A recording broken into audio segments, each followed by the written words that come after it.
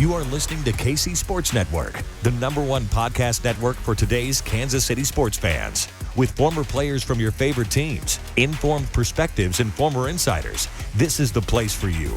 KC Sports Network is proudly presented by Emprise Bank, your partner in possible.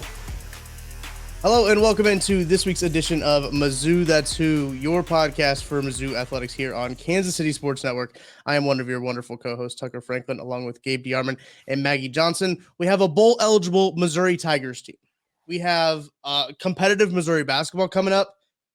Well, we got to start with the biggest news probably that came out over the weekend. Not probably. The biggest news that came out over the weekend. Dom Lovett announced that he is going to transfer. He is going to enter the transfer portal on December the 5th. Obviously cannot officially transfer until that December 5th deadline. Before we get into that, got to thank Charlie Hustle outfitting us with some great Missouri Tiger stuff. Gabe, see the shirt you got on? The Zambezi Zinger? Yeah. Coming back. I was just at Worlds of Fun like a few months ago. It was over the summer, but in August, they've got that place ready for it to go.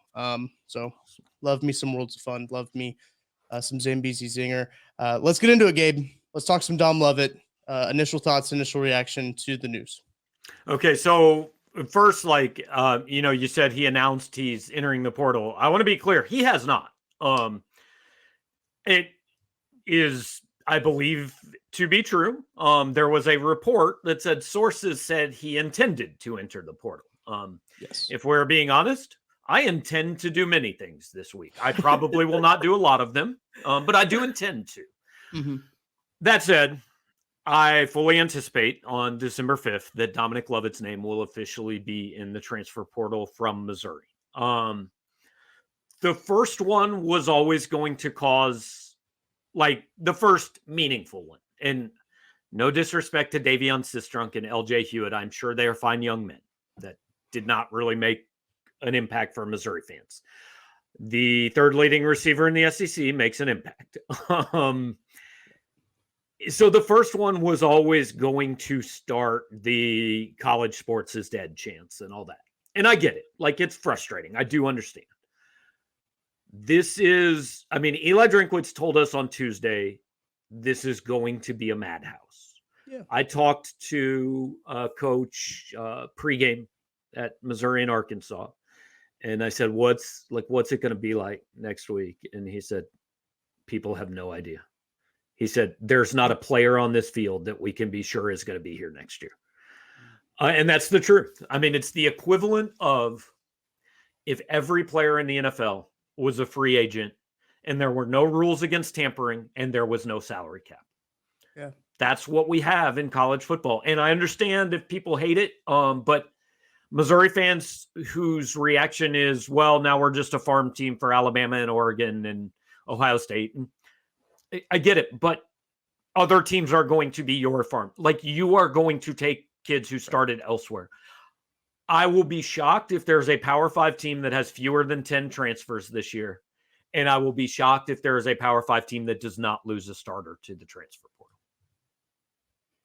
I think one of the hardest things is this, and this is the fan side of me. I already told Tucker before, I'm like, you're going to get a little bit more fan of me than you're going to get typically because it's an emotional thing. Sports are emotional. They really are. And they really kick you when you're down and they don't give you long to celebrate. We had less than 48 hours to celebrate our win. And it was like, boom, bull bound, boom, Dom's gone. And it's just frustrating because you do feel like it is like a farm team. You do feel like nothing you do is going to be good enough. And that no matter if you take these 3-star players and you make them great, they're just going to leave. It is hard to wrap your head around something that we've never seen before. And maybe as the years go by, it'll get easier, or maybe there'll be regulations. But right now, the way that it looks is that we're a breeding ground, kind of. So, the University of Missouri, it's fair to say you have an emotional connection to Mizzou, right? It is not just a place or a football team for you. And there's a lot of people like that. And so I think fans want to believe that the players have that same connection. They came here because they just love this place, man. And they're playing for the name on the front of the jersey. And in 30 years, when they talk to their kids, they're going to bring them back for homecoming and tell them about how they went to Harpo's and do this and do that. And some of them will. But the truth is, I went to Missouri because they had a very good journalism school and it could help me get a job in journalism. These kids go to Missouri or go to Alabama or to USC or to Washington State or to wherever they go because they view it as the best option they have to major in football. And if another option that they believe to be better comes to major in football that may pay more, they will go there and they will do it there. There are exceptions. You know, people say, well, Chase Patton stayed. He did. He was a Columbia kid who grew up 3 miles from the school, who always knew he was going to be a dentist, probably in Columbia, Missouri, and it was worth it to him to stay. You get a kid every now and again like Brady Cook who says, the best one is Drew Lock. I remember Andy Lock told me the night Drew committed, the reason Drew committed was because I looked at him and I said, how are you going to feel if you watch some other kid play quarterback at Missouri? And he said, I'm going to hate it. And Drew came here, and that mattered to Drew. It's not that for most of these kids. It is a business decision in what is now openly a business.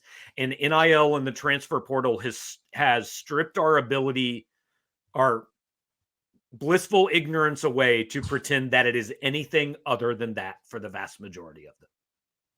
Right. And it's going to rear its ugly head for probably at least a couple of years, maybe 4 or so, before there's sort of any ramifications or any sort of rules, regulations put into place. It's probably going to take something like an Alabama or a higher power in college football getting screwed for something to change, if you is really what's going to come down to. But yeah, Dom Lovett, he had a great game on Saturday. 6 catches, 130 yards. Had a great season this year. Breakout year for him, 3rd in the SEC in reception or in receiving yards. I believe 6th in receptions. So like, good for the kid. I'm honestly, I hope he goes and I hope he gets paid somewhere. I really do. I hope that he gets paid. I hope he finds great success. I hope he goes somewhere in the NFL and Mizzou can always say, hey, that guy played for Mizzou for a little bit. I think that you can still latch onto that. But I hope that Dom finds what he's looking for, honestly. I think playing time and NIL are factors in this, right? I think they both are. I think there's a lot more that we probably don't know about. I think it's a disservice to these kids to just say they're all chasing the biggest payday. For sure. I don't know about you guys. I have turned down jobs that would have offered me more money because I didn't think they worked well. I have, and so I don't think they're all just chasing the biggest payday, but I think it's too easy for us to look and go, well, why would that kid transfer? He played a lot. Well, who knows, man? Maybe he is getting paid more, or maybe he can go somewhere else where he's going to play a lot and also play to win 11 games, not 6 games. Or maybe he hates his roommate, or maybe his girlfriend moved to Fayetteville, Arkansas. Yep. Not saying that happened with anybody in particular, just saying maybe that happens sometimes, right? So who knows? And it's easy to throw out a million reasons, and unless the kid comes out and tells us, which I don't anticipate he will. I tried to contact Dom yesterday, didn't hear back, don't expect to hear back. But I tell you what, the kid might look into a theater degree because he came out and he did that post-game press conference. And I will be honest, I had been told before the game, Dominic Lovett is likely entering the transfer portal. Like, I'd been told that the morning of the game. And so he has this big game, and I'm thinking they're never going to let him talk to us because if I know it, they know it. And then he showed up, and I thought, oh, well, this is intriguing. And so I asked him, I said, is that game a picture of a look at what the future of the Missouri passing game can be? All in, man. If all you knew was that press conference, it would never have occurred to you. He already probably knew he was leaving. Well done. And that is what is so frustrating as a fan, because it's almost like we knew, like we've been told, you've hinted to it. Multiple people have hinted to fans everywhere on Power Mizzou, on Twitter, that it's going to be wild and players are going to leave. But it's almost like the Mike Anderson thing. nobody's super mad that Mike Anderson left and went to Arkansas. The way he did it, saying, I want to retire at Mizzou, like, I'm happy here, this is my place. That's when people get upset. So it's almost like you fueled the fire a little bit. You can't really, I understand why fans are mad. I don't, when I say mad, frustrated. Like, I don't think anyone's mad at him, but frustrated, no doubt. I think one of my biggest issues with it is that, he was the number 3 wide receiver in the SEC with Brady Cook as a quarterback. So say even Brady Cook starts next year, which we don't know. Fans, don't get mad at me for saying that, but just say what if? He already knows that he can succeed at the University of Missouri, and he has a quarterback that's going to probably put him in the league. Regardless, I mean, if Sam Horn comes out and he's better than Brady Cook, amazing. Like, we couldn't ask for, I mean, we could ask for more, but that's what you want. You want Sam Horn to come in and be better than Brady Cook. Right. But, like, say he wants to go to Tennessee. Say Tennessee's contacted him, which, there's rumors, but say that's happened. They don't even know who their quarterback's going to be. Hendon Hooker is gone. They're high, you're putting the fate of your career in a what if scenario that you don't honestly know. And I know that he could go out the first game of the year and tear his ACL. You don't know everything, but I just don't understand why you almost risk something like that when you know that you're going to succeed at Mizzou. Well, and to me, that's the thing is these decisions are like, it's not fair of any of us to say he's making a bad decision. We don't know why he's making it or how it's going to turn out, right? Everybody can have an opinion, but what these kids are going to learn is that there are consequences and not every decision you make is right. And that's fine. That's part of growing up and learning. And look, where Dom ends up and how good he is, if he's good enough, he's going to play in the NFL, even if he transfers to SEMO. But I don't think SEMO is a contender. But my point is, they've asked for all these things and they are now getting them. What is not yet happening, but what is going to start to happen is consequences for some of these things. Is things like, I'm not encouraging anybody to go on Twitter and attack Dominic Lovett or anything like that. But I understand frustration, and if you have to deal with some of that because you're making more money than most of these people who are watching you, and by the way, some of them who are paying you that money, that's okay. If they're frustrated with you, like I said earlier this year, I don't care if a kid gets booed anymore. Right? It doesn't bother me. They're getting paid. Some of them are getting paid really well. Like, kid gets booed. That's tough, man. If you go someplace and you don't play, lesson learned. It's things like the Nathaniel Pete fumble and the Harrison Mevis kick. I mean, you're getting paid to do a job. I mean, you kind of have to expect, and I'm not saying go in there and take money away, because I'm sure these are contracts and things like that, but you shouldn't expect, you should have to do your job. We talked a little bit about this before and about earning your money versus, just being given the money. And I do think that I wish NIL could start after your freshman year. I think that would be kind of you start earning what you. That's a good idea. You start earning what you do. So say you do appearances your freshman year for anything, you get paid for that your freshman year. I just think that's the way that they should do it. Will they probably do it that way? No, but. Right. And that's actually an idea I hadn't heard. I really like that, because the issue with NIL is it was like the only rule about NIL is that it can't be used as a recruiting inducement. It's literally the only thing it's used for. I mean, pay to play everywhere. Right. Yes. One of the biggest problems with NIL is a lot of these kids getting the money haven't earned it. And there are kids on these campuses who have earned it who aren't getting it. And I do think it's going to cause a problem in locker rooms. I mean, when Patrick Mahomes and Josh Allen go to the NFL, they are on a rookie contract. They are getting what the NFL says a rookie quarterback gets.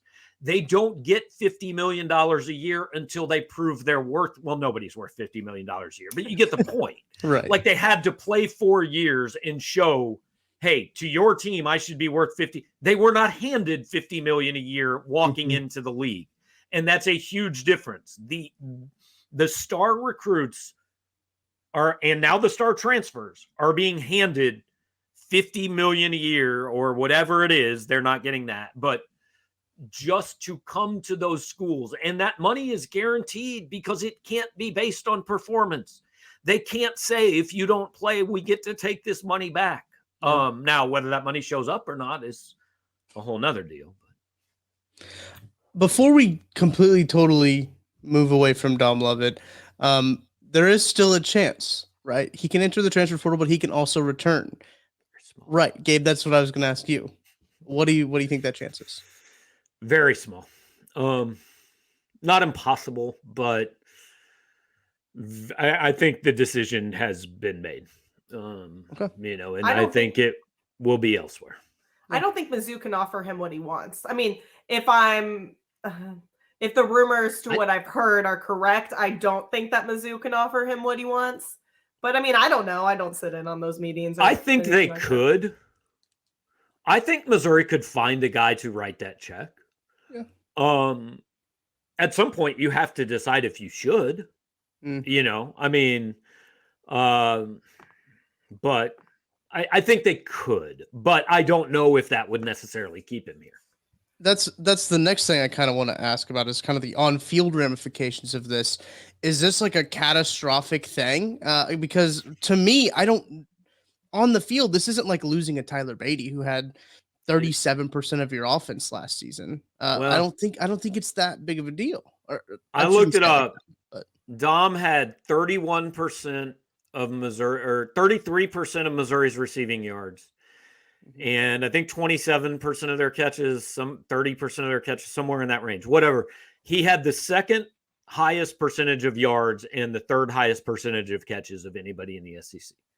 The only more valuable receiver in the SEC was Will Shepherd at Vanderbilt. Now, the flip side of that is Missouri's passing game still wasn't very good. He only had 3 touchdowns. And I think Luther Burden will now play the position he played this year. I think Luther will go into the slot, and I think Luther will have better numbers next year than Dominic had this year. The question is if they have somebody who has better numbers at Luther's spot than Luther had this year, and I don't know. Yeah. Well, and we still have great guys in the room. I mean, when I was thinking that Dom was staying, I was looking at it like, next year we probably have one of the best wide receiver rooms in the country. Like without tight ends, because I would say Georgia's pretty much up there with tight ends. But I would say we have one of the tops. I mean, you look at Dom Lovett and Luther Burden, who alone are, very talented. I like what I've seen from Mekhi Miller. I mean, he kind of almost won us that game on Friday. You still have Mookie Cooper. You possibly have Chance Looper back. I mean, I still like what we see even without Dom. I wish we had Dom. I'm not going to say that I'm glad he's gone, but I'm not. It doesn't hit me as hard as maybe losing like Sam Hornwood. I don't think it's the end of the world is basically what I was just trying to say. Yeah. I don't know. Doesn't have to be, but I don't think there's a world you can say Missouri isn't worse today than it was 2 days ago. I think that's fair. I think they're worse. Mm-hmm. Absolutely. Yeah. Easily. I think everybody would agree with that. And that's why everybody's so upset about it. I don't think people would be upset, if we thought that Mizzou gained some ground. So it's tough. You hate to see it. You, like we said before, you just want people to love your school as much as you do. And they never will unless, they're Brady Cook or Drew Lock, like you said. So I don't know. What do you do besides try to be the most supportive fan base that you can be? Otherwise, it's... In this era, all you can hope for is that your head coach gets more out of the portal than goes in. That's it. Because it's going to... I would be shocked if fewer than 12 players hit the transfer portal from Missouri. I think most of them will be guys who aren't playing a lot. But I think there will be more that are playing quite a bit. And frankly, I think there's a pretty decent chance there's probably one or two that would actually might be more damaging than Dom Lovett would have been. And no, that's not Luther Burden. I have been assured, Luther has assured Twitter he's staying. Yes.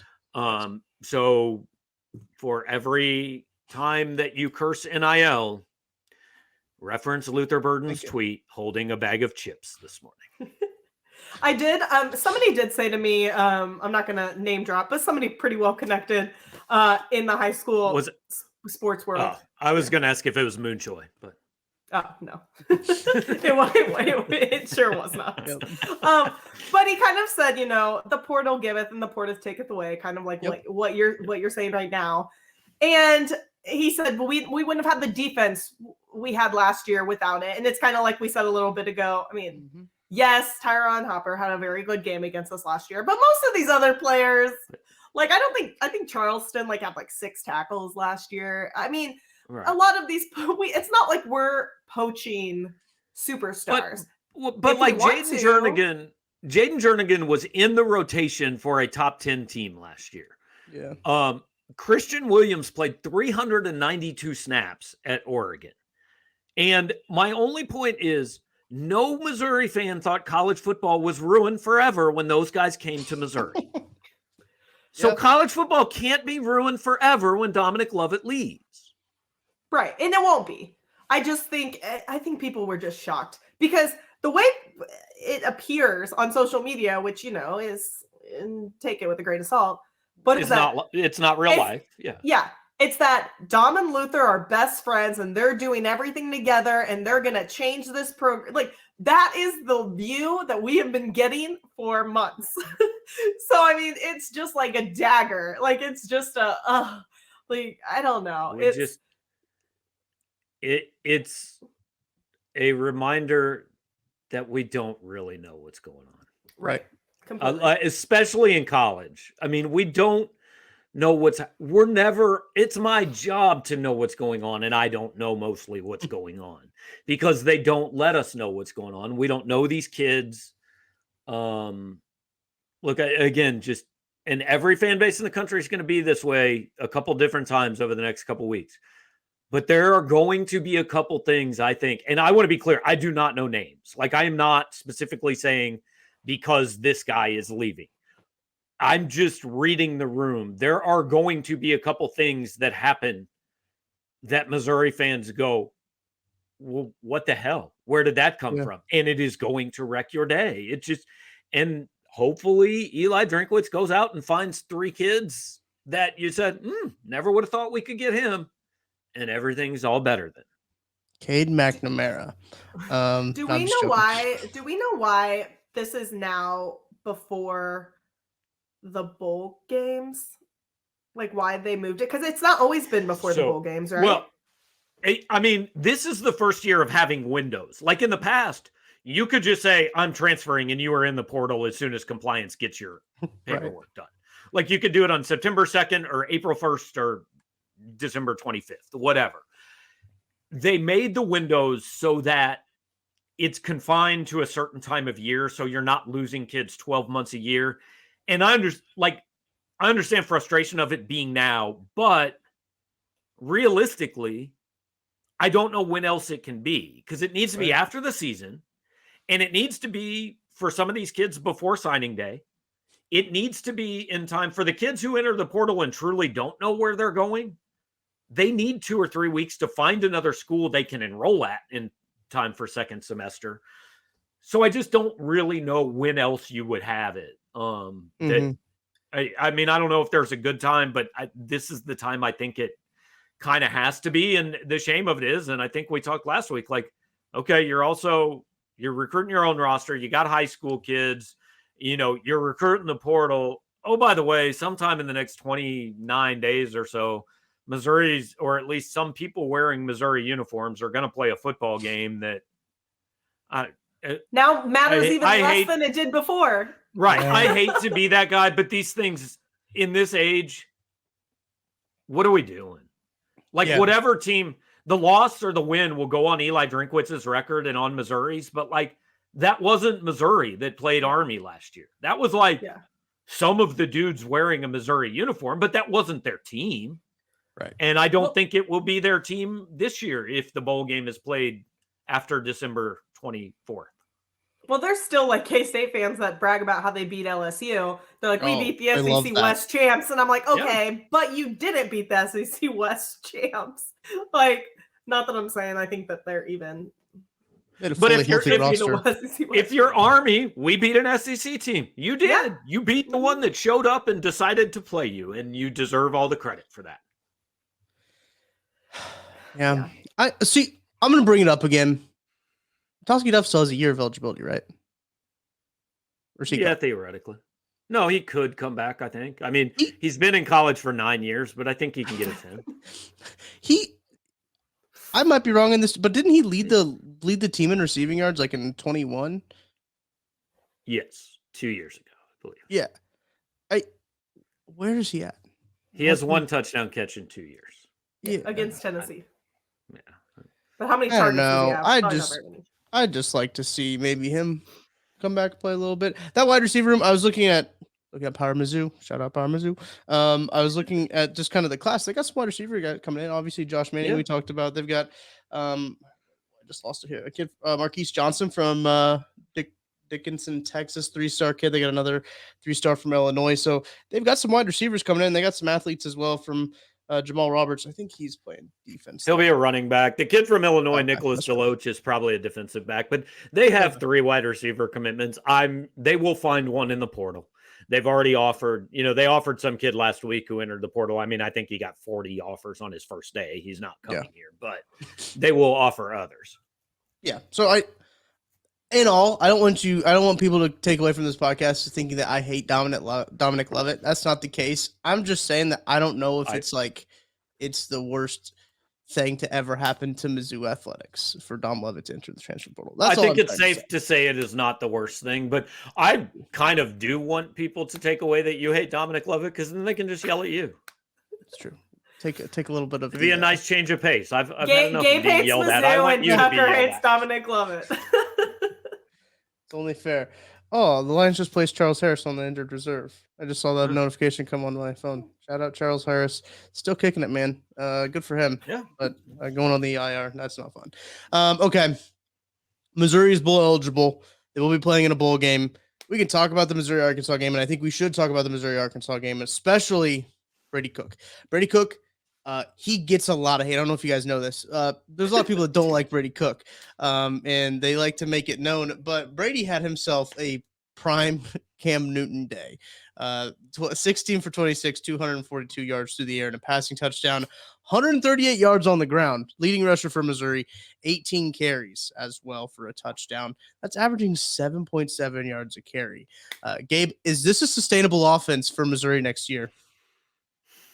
I mean, if they do that every game, I think there's a chance that Brady would probably not die, but would not be able to stand up after games. Yeah. Mm-hmm. I mean, that's a lot of carries for a kid he's got some size, but he's not a huge kid. Cam Newton. Yeah. Right. He's not KJ Jefferson.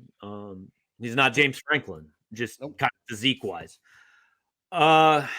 Is it sustainable? I don't know. I think the worry is that you saw what happened in the second half when Arkansas kind of figured out, oh, hey, maybe if we don't blitz every play and play man-to-man defense and just leave 40-yard gaps in the middle of the field, they won't do anything. Mm-hmm. I mean, yeah, they stopped. They did stop doing that. Missouri fans should appreciate Barry Odom's game plan in that first half, because keeps giving. I asked Brady about that. I said, it looked like in the first half they just blitzed you and all you had to do was get past the line of scrimmage and there was nobody there. He said, there were a couple times I split the line and I was just like, whoa, like there was so much room to go. Do you think that was Barry Odom underestimating Brady Cook, or do you just think that I think it was two things. I think it was Barry Odom knowing he has a defense that the only thing they can do is sack the quarterback, and they generally suck at everything else. And they were down a couple of defensive backs who had quit the team before the game. So I think he thought, well, we can't sit back there and cover, even though they're not a very good passing team. So I need to get to him. And then Brady made him pay for it, But then once they made that adjustment, I think he had 128 yards or something like that at halftime. He didn't run much in the second half, and they didn't score a touchdown. They scored 9 points. So I think that would be the concern is if Brady Cook's your guy and he hasn't made a big leap going into next year, then if I'm a defensive coordinator, I'm going, well, cool, just keep him in the pocket and they can't beat us. Right. No, I thought that was a very interesting offensive strategy, and maybe thinking that maybe Mizzou should just been running the triple option all year. Maybe throw it all the way back, degress football a little bit, run the triple option with Cody Schrader, Nate Pete, and just go all in on the quarterback run game. Because listen, in the 2 games, I think in the South Carolina game too, I don't have the numbers in front of me, I think he ran the ball pretty well in that game too. So it's when Brady gets his legs going and he becomes that dual threat quarterback, that's when Missouri's offense is really at its best, I think. Yeah, I don't think there's any question. I mean, I'm pulling up his game log right now, but it's something like give me like 2 seconds. This is always the best podcasting, right? When you're like, hang on, I'm looking something up. I'm going to tell you about it in just a minute.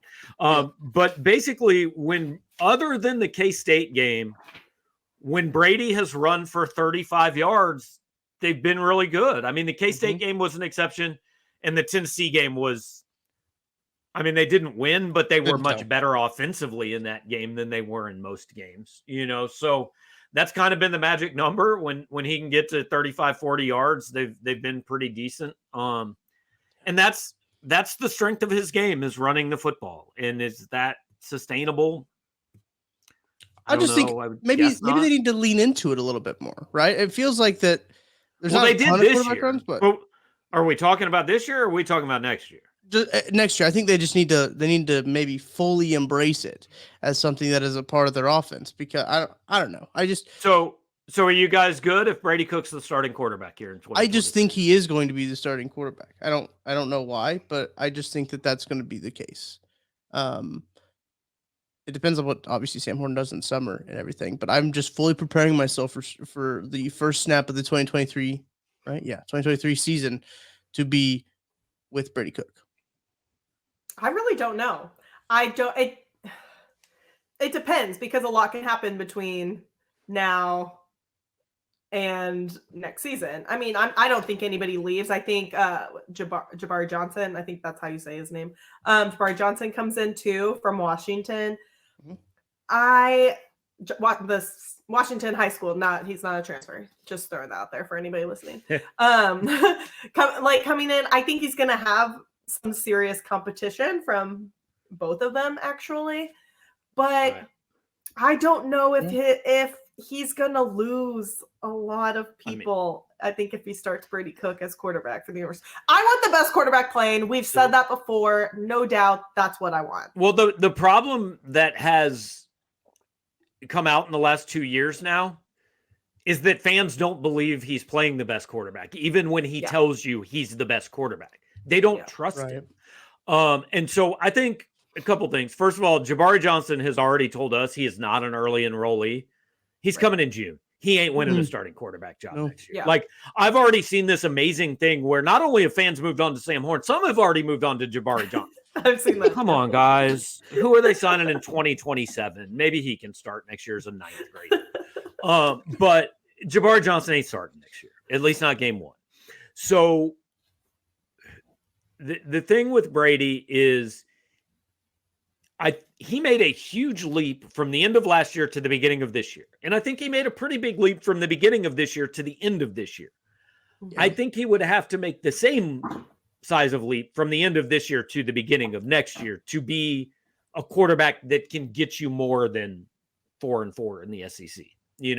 I think they could win 7 games with Brady next year, maybe 8, because the schedule breaks right. And hey, I don't think that's bad. I'm not sure anybody would object. If I told you Missouri's going to be 8-4 next year, I think a lot of people might sign up for it.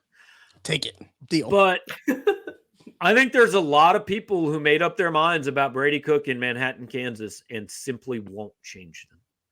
Because, look, I looked up the numbers. In the last 5 games, he averaged 293 total yards, had 11 touchdowns and 1 turnover. That is good quarterback play. That is good enough to win you games if you have the pieces around him.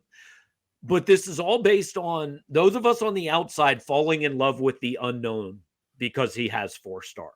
I don't know if Sam Horn is a good football player or not. I know he was a highly rated recruit who looks like an NFL quarterback, has an arm that can throw a 95-mile-an-hour fastball, and has 4 stars beside his name.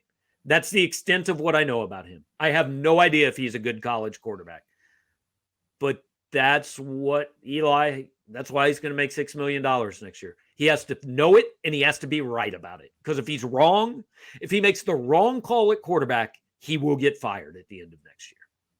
Yeah. Yep. It's kind of wild, Gabe. It's kind of wild, Gabe, that you don't know those things, and you're like, it's your job. Like you're always like I have no clue. Right. But fans we saw him take 6 snaps. They know it. But fans think that they know it. Like, I mean, I'll be honest. I don't know if Eli Drinkwitz knows it. Yeah. Like I don't know. I don't know if anybody knows it at this point. But whatever I'm like Maggie said earlier this year, you just want the best guy to start. I don't care who that is.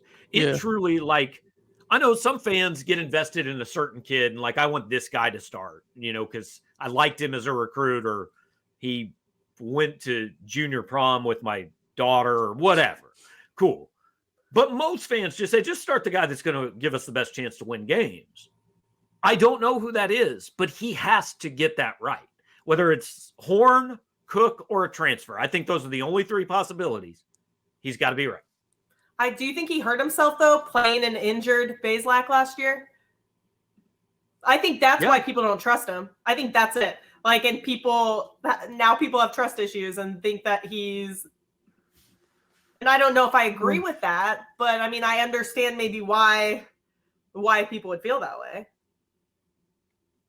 That's why I've just. I mean, we've seen Brady fail, and we haven't seen Sam fail. That's it. Yeah. Sam will at some point fail. Right. Not permanently, but just at some point he's going to play, and you're going to go, well, that wasn't good. Right. I mean, you mean like when he threw the ball to Barrett Bannister? Yeah, not great. Not the best. Not the best throw. Listen, they all can't be great. I mean, Sam Horn, I like the kid. I want him to start, but that's I know a lot of people don't like Brady Cook, but I don't know if Brady Cook has done a whole lot to say, like, hey, you're not the starter next year, right? That might be talking out of both sides of my mouth, but it all comes down to this for me. What's the bigger risk in a year that I think we all agree? Look, if we're talking 6-6 in Birmingham Bowl next year, I don't think that's good enough. I don't think you keep this going. So in a year that they know they've got to win games, what's a bigger risk? Starting the kid that you've seen and you think you kind of know what he is, or let's say Brady Cook's here, starting the kid that we haven't seen. So he could be all the way up here or he could be all the way down there. Yeah. It's a gamble. It's a gamble for sure. Mizzou's going to need to hit the transfer portal hard in the offensive line category. In my humble opinion, I think that is, if they address that, they could take this offense a long way. But we'll see. Missouri football is going to be playing in a bowl game, bowl eligible. That's exciting. Looked at some bowl projections here. Birmingham Bowl looks like it's a sweet spot, Maggie.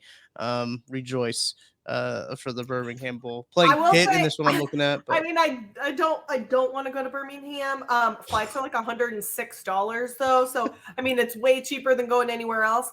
And I can't go to the Vegas Bowl. So my family does Christmas. I don't know. So it's like I'd have to probably take either the Birmingham Bowl, which is I think the 27th, or the Liberty Bowl, which is the 28th, which I don't think that we're getting. So yeah. Just scanning some more. I'm seeing all Birmingham Bowls right now. Just different teams, UCF, Pitt, but yeah. Yeah, I think too, though, that the dangerous thing about those projections is the national writers just tend to go down in order and just go, well, this team was 8th, so they're going to this bowl. It never works out that way, especially in the SEC, because the SEC kind of works with the bowls. And the second thing is, I think that most of these national people just go, oh, well, a bowl would rather have Arkansas than Missouri, or a bowl would rather have Florida than I don't know, maybe. Is Florida excited to go to a bowl game? Are Florida's fans going to travel to a bowl game for a 6-6 team with a quarterback that might be going to the NFL? No. I mean, I'm not saying Missouri fans are going to either, but I think if Missouri got to pick its bowl game, it would play in the Las Vegas Bowl. I have no doubt saying that. Multiple reasons. First of all, it's Vegas, man. Sorry, other places, but it's better than Houston, Birmingham, or Memphis. It just is. Second, it's on December 17th. And if you give a kid a choice between you can play on a bowl game on December 17th and then you're done with football and you can leave town and you can fly straight home and spend Christmas with your family and friends, or, hey, you know what you could also do is spend Christmas in the Marriott in Birmingham, getting ready to play Central Florida. How does that sound? Are you cool with that? 900 out of 100 of them are picking Vegas. You might actually get more players to stay and play in the bowl game before entering the transfer portal as well if you play in Vegas. Yes, I mean, if that matters. Yes. I don't know if it matters, but because I think if that's on December 17th, so I could see a kid going, all right, I get to go to Vegas. I get some bowl swag. Yeah, I got 12 more days in me. Cool. Or and I'm not singling this kid out, but a kid in this situation. We know Martez Manuel's not coming back. We know he's done. If you tell him, man, you get one last ride, you're going to get a trip to Vegas, you go play in the Las Vegas Bowl against UCLA or Oregon State, somebody you've never played before, kind of cool. And by the way, in an NFL stadium that looks awesome, that I would love to see in person. Yeah. Then I can see him saying, cool. If you tell him, Martez, I need 3 more weeks of practice out of you, and the team flight leaves Christmas afternoon for Memphis, I can see him going, I'm good. Career's done, man. I'm opting out. And that's not anything against Martez. A lot of it's not specific even to Martez. He's just a kid we know it's done. They will have a much different looking team if it's the Liberty Bowl or the Birmingham Bowl than they would have if it was the Vegas Bowl. I also think the Texas Bowl could be in play. Interesting. I don't think I've heard that one yet. The email that Mizzou sent out for tickets had the Vegas, Birmingham, Texas was on the one that you could reserve for tickets. And there's one more. I can't remember. Probably the Liberty, I would assume. It was Liberty, and then there was one that was I'd never heard of, like the Eventbrite Bowl or something like that. A new bowl. The ReliaQuest Bowl. Yes, there was. That's somewhere down in Florida. It used to. I think it used to be the Outback Bowl, maybe. Oh. I don't think they're good enough to get that. I think that's going to somebody higher in the pecking order. Yeah, I had to pay like $100 for each bowl I wanted to reserve tickets to, and I was like, no, thank you. No way I want to pay $100 to reserve the Vegas Bowl and not go to it. So I'm looking at projections here, as I usually do. I've got 1, 2, 3, 4, 5, 6 of them pulled up. 5 of them have the Birmingham Bowl against, there's Wake Forest, UCF, Pitt. I think it's an ACC school thing. So, and the other one has them versus Baylor in the Liberty Bowl. And I think that if it comes down to the Liberty Bowl, I cannot see how a bowl selection committee will be like, all right, Missouri, let's put Missouri in the Liberty Bowl. All right, what Big 12 team that's bowl eligible should we put in the Liberty Bowl? I cannot see a bowl committee or the bowl, whoever picks these to say, yeah, let's put Baylor in instead of Kansas. Right. Sources say that Kansas would like to play in the Liberty Bowl, and the Liberty Bowl likes Kansas a lot. Well, didn't you see after Mizzou beat Arkansas, the Liberty Bowl tweeted out the eyes? The Liberty Bowl was at the game on Saturday. They would love. I think they would really like to have MUKU. So just your opinions as Missouri fans, in or out playing Kansas in the Liberty Bowl? Out. I think it brings us absolutely nothing. And I hate to say that because I love the rivalry, but what does it do? And I tweeted about this the other day because everyone's like, why would you not want to play them? I'm like, because Kansas is going to probably have almost their whole team and we're not. I mean, I think some players will leave Kansas, of course. I mean, it's going to happen. But they don't really have – they don't have an Isaiah McGuire on their team.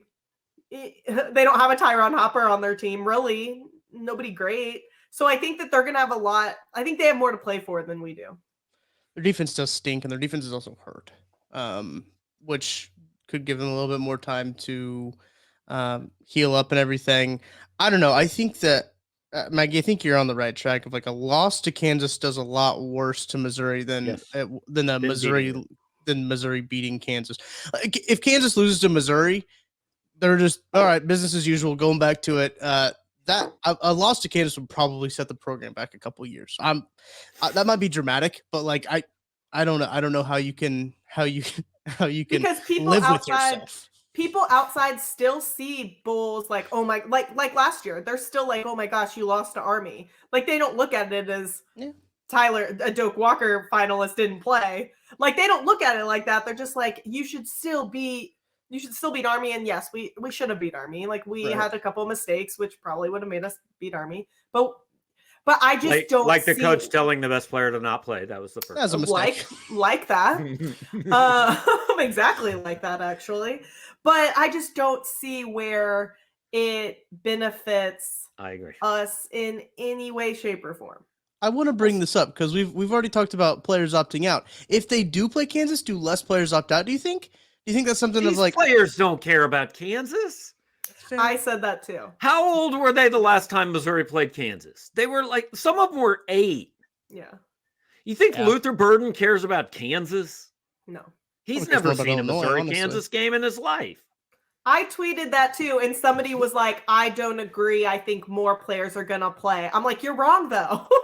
You're wrong. You know who wants to play Kansas? Dudes my age and older. That's who wants to play Kansas because we remember it. Yeah. But like one projection I saw was the Texas Bowl against Oklahoma.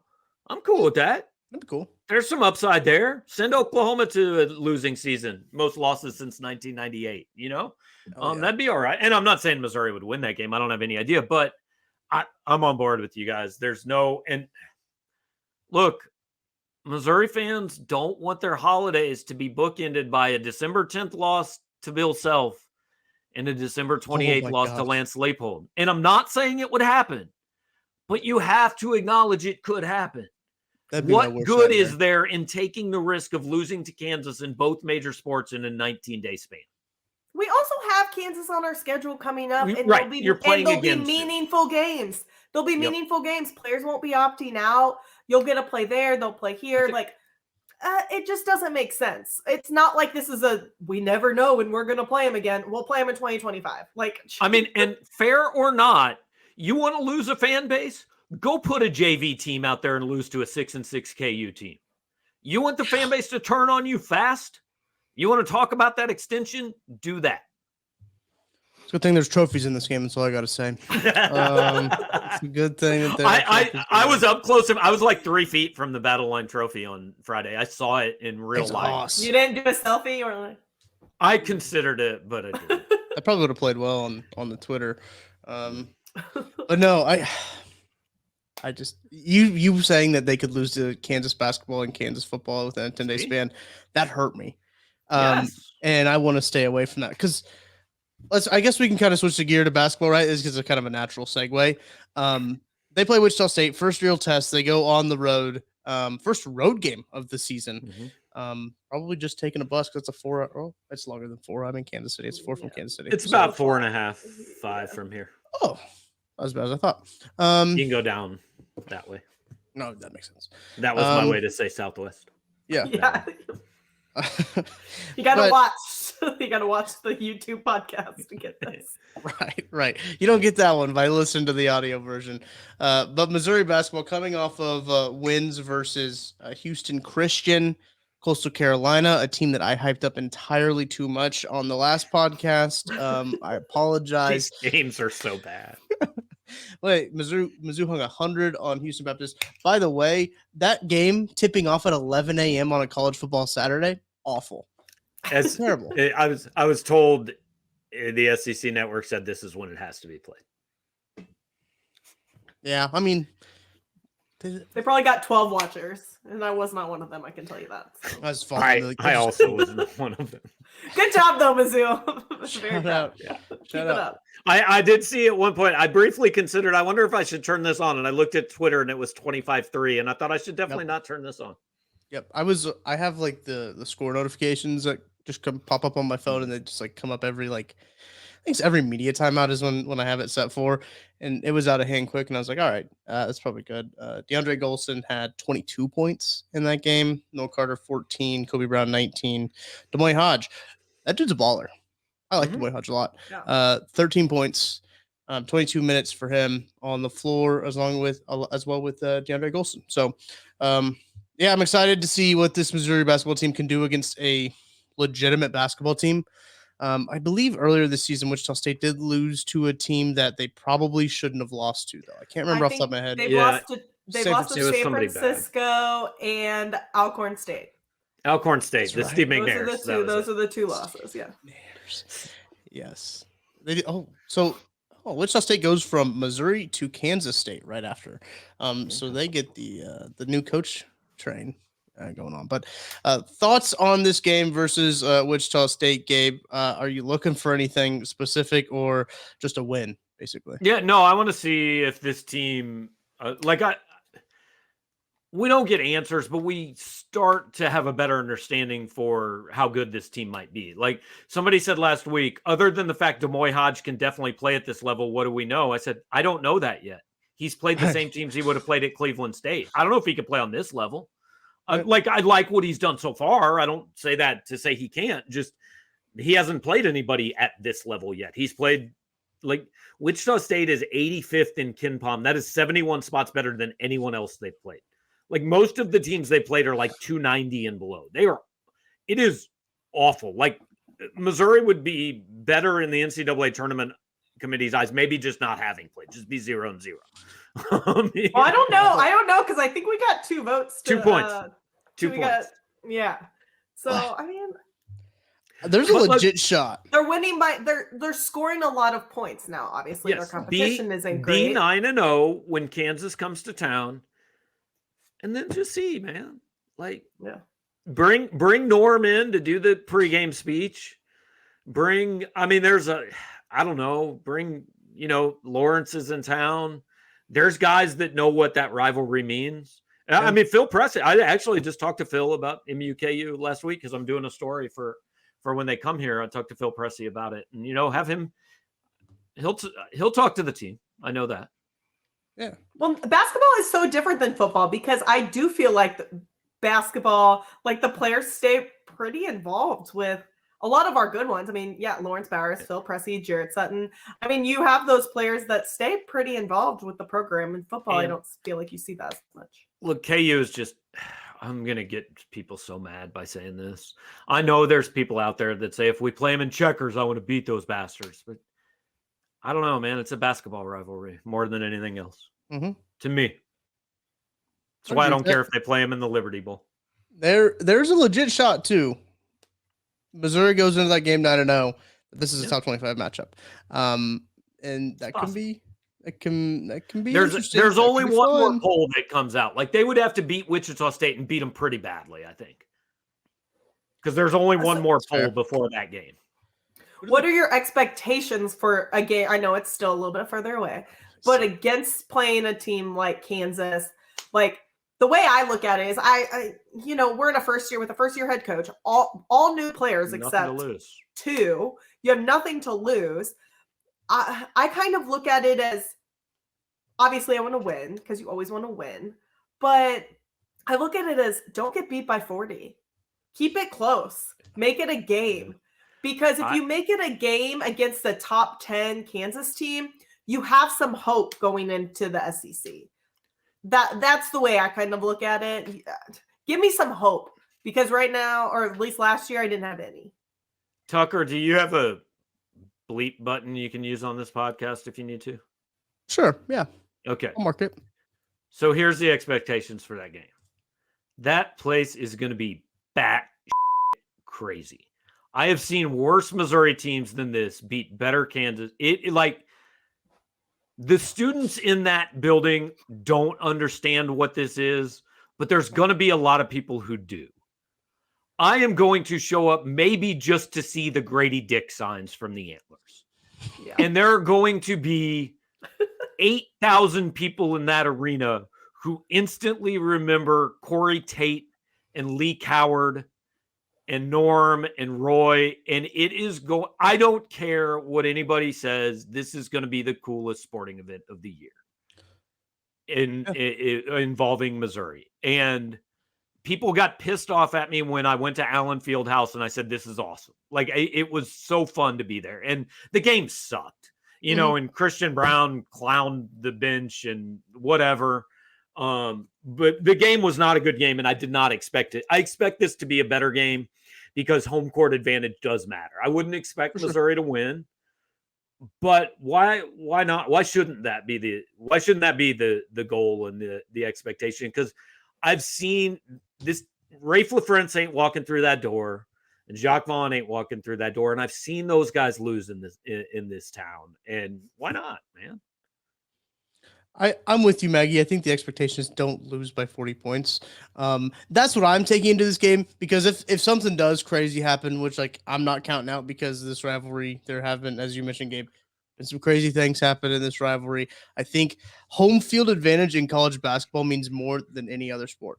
And like you can see a tangible difference. In the pandemic, you saw a very tangible difference when there were no fans.